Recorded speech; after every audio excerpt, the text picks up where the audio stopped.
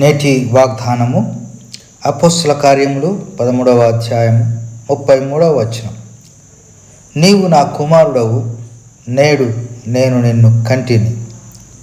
ఈ మాటలు అపోస్తలుడైన పౌలు అంతియోకయ సమాజ మందిరంలో అక్కడున్న ప్రజలకు బోధించుచు యేసు ప్రభువును గూర్చి ప్రవచన లేఖనాలు నెరవేరాయని దావీదు వ్రాసిన 2వ కీర్తనలో యేసు ప్రభు జననం గురించి చెప్పబడిన ఆ మాటలను ఇప్పుడు ఆ మందిరంలో ఎత్తి చూపుతూ దేవుడు తన వాగ్దానాలను నెరవేర్చాడని, యేసు ప్రభు జనన మరణ పునరుత్థానముల ద్వారా ఆయనే మనందరి రక్షకుడని, మీరందరూ ఆ యేసు ప్రభును విశ్వసించుట ద్వారానే రక్షణ పొందగలరని పౌలు అక్కడ ఒక గొప్ప చారిత్రాత్మకమైన ప్రసంగం చేశాడు. అక్కడ అనేక మంది విశ్వసించారు.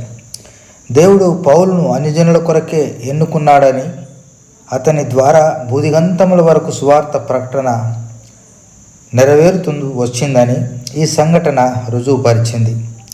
ప్రియ దైవజనమ, పౌలు వలె మనం కూడా యేసయ్యను రక్షకునిగా పరిచయం అన్యజనులకు చేస్తున్నామా?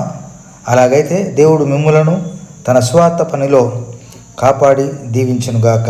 ఆమేన్.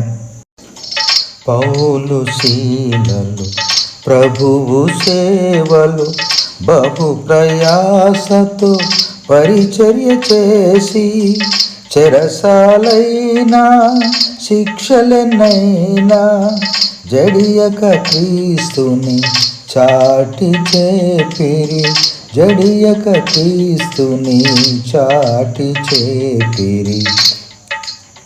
నా ప్రియ సహోదరులారా, క్రీస్తునందు మీ ప్రయాసము వ్యర్థము కాదు, వ్యర్థము కాదు.